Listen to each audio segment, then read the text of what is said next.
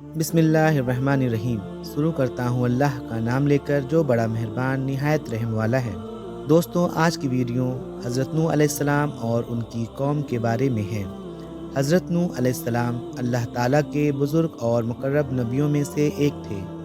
انہیں اولو العزم یعنی صبر اور آزمائش والے پیغمبروں میں شمار کیا جاتا ہے۔ وہ حضرت آدم علیہ السلام کے 10ویں نسل میں سے تھے۔ اللہ نے انہیں اس وقت نبوت عطا کی جب ان کی قوم شرک اور بت پرستی میں پوری طرح ڈوب چکی تھی۔ حضرت نوح علیہ السلام کی قوم نیک اور صالح لوگوں کو یاد رکھنے کے لیے ان کی مورتیاں بناتی تھی، لیکن وقت کے ساتھ شیطان نے انہیں بہکا دیا اور انہوں نے اللہ کی عبادت چھوڑ دی اور بتوں کو اپنا معبود بنا لیا۔ اللہ تعالیٰ نے حضرت نوح علیہ السلام کو اپنی قوم کی ہدایت کے لیے بھیجا۔ انہوں نے اپنی قوم سے کہا، اے میری قوم، اللہ کی عبادت کرو، اس کے سوا تمہارا کوئی معبود نہیں۔ حضرت نوح علیہ السلام نے اپنی قوم کو اللہ کی رحمت کا وعدہ دیا۔ اپنے رب سے معافی مانگو، بے شک وہ بہت معاف کرنے والا ہے۔ وہ تمہیں بارش دے گا، تمہارے مال اور اولاد میں اضافہ کرے گا اور تمہارے لیے باغ اور نہریں بنائے گا۔ انہوں نے اپنی قوم کو اللہ کے عذاب سے آگاہ کیا، اگر تم توبہ نہ کرو گے تو تمہیں ایک بڑا عذاب آ گھیرے گا۔ حضرت نوح علیہ السلام کی قوم نے ان کی بات ماننے سے سختی سے انکار کر دیا۔ تم ہمارے جیسے ہی انسان ہو، اگر اللہ چاہتا تو فرشتے بھیجتا۔ کیا ہم تمہاری بات مانیں جبکہ تمہارے ساتھ صرف غریب اور کمزور لوگ ہیں؟ تم صرف جھوٹ بولنے والے ہو۔ اے نوح، اگر تم باز نہ آئے تو ہم تمہیں پتھروں سے مار دیں گے۔ حضرت نوح علیہ السلام نے 950 سال تک اپنی قوم کو ہدایت دی۔ انہوں نے دن اور رات، گپت اور کھلے عام ہر طرح سے دعوت دی، لیکن ان کی قوم نے اپنی انگلیاں کانوں میں ڈال لی اور کپڑے سے اپنے چہرے ڈھک لیے۔ جب انہوں نے دیکھا کہ ان کی قوم کبھی نہیں مانے گی تو انہوں نے اللہ سے دعا کی، اے میرے رب، ان کافروں کو زمین پر نہ چھوڑ، اگر تو انہیں چھوڑ دے گا تو یہ تیرے بندوں کو گمراہ کریں گے۔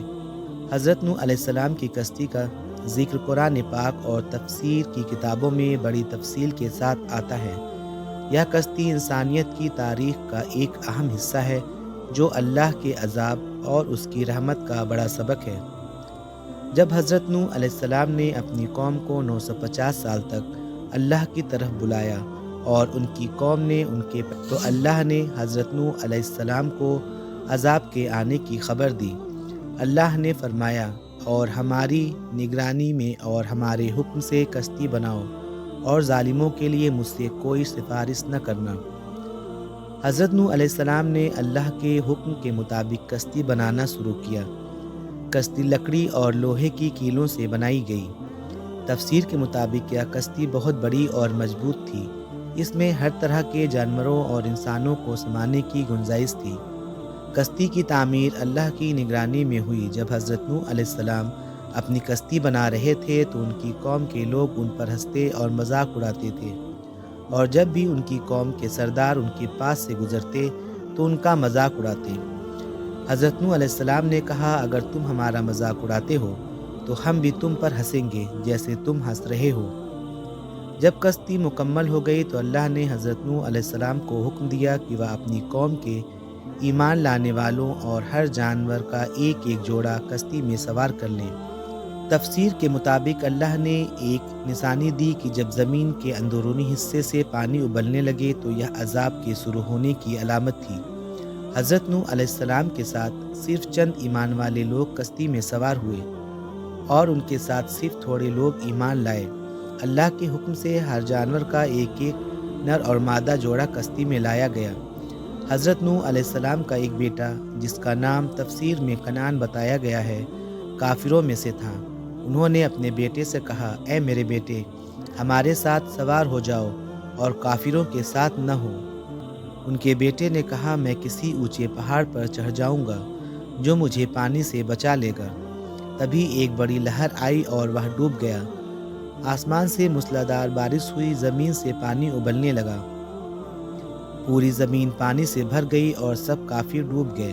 جب اللہ کا عذاب پورا ہو گیا تو اللہ نے حکم دیا اے زمین اپنا پانی نگل لے اور اے آسمان رک جا۔ پانی اترنے لگا اور کشتی جودی پہاڑ پر ٹھہر گئی۔ حضرت نوح علیہ السلام اور ان کے ساتھ بچے ہوئے لوگ کشتی سے باہر نکلے۔ انہوں نے اللہ کا شکر ادا کیا اور ایک نئی زندگی کی شروعات کی۔ انشاءاللہ تعالیٰ آپ لوگوں کو ویڈیو پسند آئی ہوگی۔ ویڈیو پسند آئے تو چینل کو سبسکرائب، ویڈیو کو لائک اور شیئر ضرور کر دیں۔ ملتے ہیں اگلی ویڈیو میں، اپنا خیال رکھیے، اللہ حافظ۔